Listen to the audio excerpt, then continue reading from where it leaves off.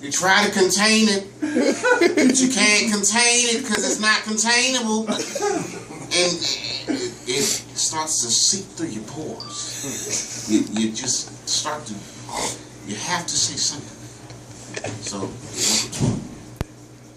and what it sounds like in your mind is, how you doing? My name is Christian. But what she hears is, what's your room number? And I actually tried to like really play it out how it was going to play out in my mind. It didn't work out that way. So eventually I got a room key. Excuse me, I'm just a player like that. I just crush a lot. So I get to the room and I'm looking around. I'm like, wow, this is a nice room. It looks exactly like my room, but it's prettier because it's hers. So we're sitting there and I hear a noise on the side of the bed. And I get up. And it's a freaking baby. But not just any regular baby. This baby was an infant. And I said to him, I said, baby, I didn't know if you could comprehend. Baby, what are you doing on the floor next to the bed? I wasn't sure of how he was going to respond. He said, hey, what's up? Mind you, this is a baby. So the baby says to me, so what's good, player? I'm selling weed, baby. And I said, wait, no! And I almost ran out the room. Then I bought 2 bags. So here I am, Dave Chappelle, comedian, sitting there smoking with an infant. You know, weed make you feel guilty. So I said, hey, dog, hey, you need to stop selling weed. It's not good. You got your whole life ahead of you. And the baby looked over to me and said, hey, man, I got kids to feed. I said, whoa, wait. I said, wait. It's crazy. I had to leave. Oh, and then I came back later on. Because, you know, some babies have bedtimes. So I still had my key. And, I came back in the room. It was like 4 o'clock in the morning. And I knocked first. Didn't want to ring the bell. Might have woken the baby. And she said, use your key. Like she knew it was me. It was scary. Use your key. Open the door. It's dark. And foggy. My lungs were automatically clouded with marijuana. I walk in the room. I see more than one person on a 2-person couch. I think it was, yeah, exactly. My sentiments exactly. So she was standing there, and the room for some reason seemed a little bigger than it was the first time I came in there. I don't know. They must have knocked the wall down or something like that. I don't know if they do that at hotels. But oh my gosh. I'm standing there, and I walk to the side. No. And it's Charlie Murphy. I'm serious. I wouldn't make it up. I wouldn't make this up, baby. So Charlie Murphy's standing there, and I say, hey, Charlie, this is random. Don't tell my wife. He says, man, honestly, I came in here to have a good time. Oh my God. I'm actually like not trying to tell my wife either. So, you know, but the thing is, I was trying to find some hustling so that these girls wouldn't tell, you know, because my wife is in a hotel across the street. And I told her I was going to get some TGI Fridays. I don't even know if TGI Fridays is open on Sunday. So we kicking in or whatever. And the girl, I guess she got mad, you know, because the dude came upstairs and was like, hey, I know y'all got a party going on, but you make too much noise. Y'all gonna have to bring it down.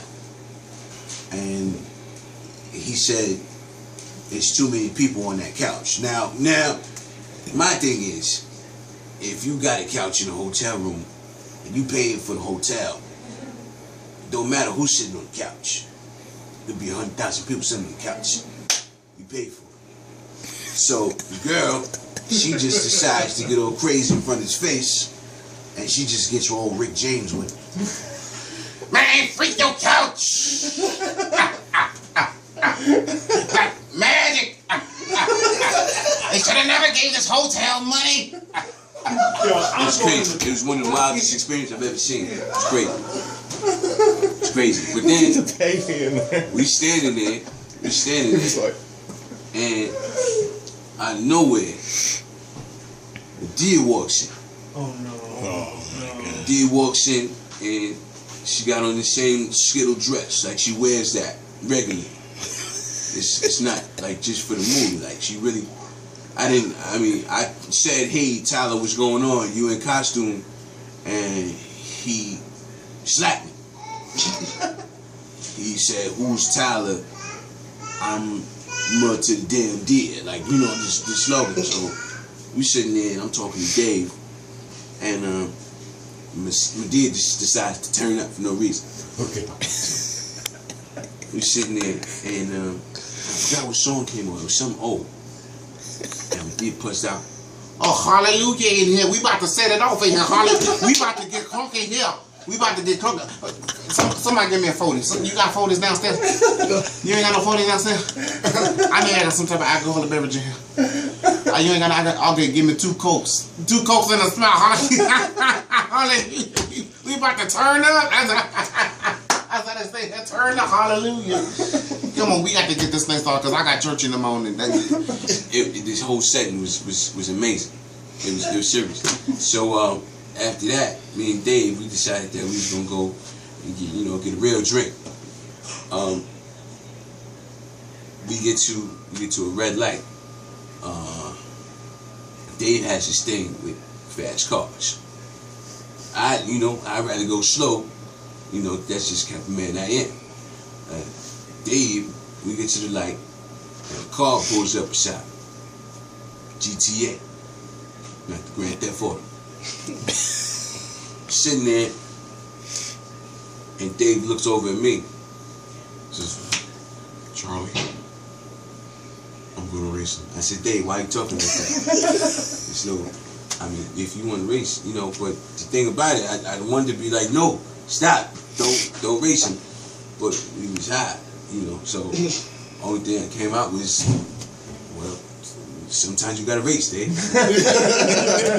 So we sitting there, and I put my seatbelt on. Put my seatbelt on, and sitting there, and green light comes on. Dave takes off, middle of the night. Mind you, it's traffic, so I don't know where we going. And Dave finds a nice little exit, cuts up the exit. Mind you, you don't know where we racing to. We probably gonna race to the next red light. But Dave took off on the exit. Next thing you know, woo woo, police pull us over. And Dave, I don't know, he just pulled out a quick little makeup kit, and it had like white blemish on it. Oh God! So I don't know. I saw the makeup kit. I looked at the window. I said, "Oh man, we going down." Next thing I look over, Dave got a blonde wig on, blonde mustache, white face. So cop comes over and he says, "Excuse me, roll down your window, sir." And Dave, I don't know if he was already prepared, but he says, "Hi, officer." and police officer says, "You know how fast you were going?" No, sir.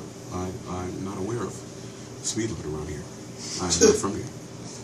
says, well, you were doing 98 and 65, buddy. And Dave Chappelle, he shocked me. He said one of the things I didn't even realize was, I couldn't fathom that he said this. He said, well, I'm sorry, officer. I didn't know I couldn't do that. I looked at Dave. The whole time I never looked at the police officer. I looked at Dave. I said, you serious? I said, we going down for sure. Police officer says, Well, now you know, buddy. walks off to his car. Gets in the car, pulls off. That's it. The whole time I'm looking at Dave. Dave is wiping the makeup off his face. I said, you didn't know you couldn't do that? Dave's still in character. He says, I know. It's funny, isn't it? Because I did know I couldn't do that. So we get back to the hotel, right? And I'm bumping into my boy Zell. Yeah, you know Zell. Me and Zell go back a long time. You know what I'm saying? We wasn't like hanging out, but you know. So I said, yo Zell, what's up, man? He said, hey, how you doing? Charlie, how's it going? I said, nothing, man, just hanging out with Dave, man. We just had a little race or whatever. And all you was racing. That's what you was doing. And Zell likes to lecture me. You know, even if it's something that I wasn't doing. You know, he lectured me on Dave Chappelle's race. I couldn't believe it. So he says, racing, huh? Yeah. So you just race in the middle of the night? Yeah, Charlie. That's what you like to do, is race. Well, let me tell you something, okay, sucker. Life is a journey. And you're not going to be able to get to your stops if you always speeding and racing. Life ain't no Mach 5. That's what you think. You think life is a Mach 5, but let me tell you something.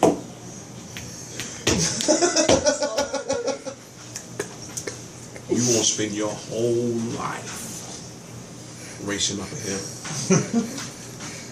When life is easy coasting, you don't want you thought life was a race. I used to race, Steve. I don't race no more. Why? Because life is smooth sailing. Smooth sailing for me, and it should be smooth sailing for you. If it's not smooth sailing for you, it's not smooth sailing for me. Because I paved the way. I paved the way. Dave, you don't have no clue. You don't have no clue, Dave. I almost killed my wife. Doing 95 and a 65. You don't tell me. You don't tell me. You don't die. I know this.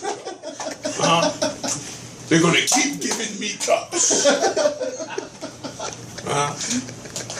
I've been known to smack many cups. You don't never smack a cup like me. They don't know. They just have no idea. And in my line of work, there's always somebody willing to provide a cup. And little girl gives me a cup of me. She says, no, little boy. And he says, here's here's a cup for the road, my name's Stewie, not really, used to handing out cups and stuff like that. And he held the cup out. There's nothing in the cup. I said, oh, thank you. Now hold it steady for me, okay? He said, yeah, I'm going to hold it steady, okay. And then I says, now you ready? He says, yeah, I'm so excited and ready, yeah, I'm ready to please smack the cup out of my hand, yeah, I'm so excited. Let's do it. All right, just gave me. You're not ready. You're not ready. I can look in your eyes and say, you're not ready. Denzel, we need to get going. That's what we need to do. Okay. All right. It's time to go. Okay. We need to get going, man.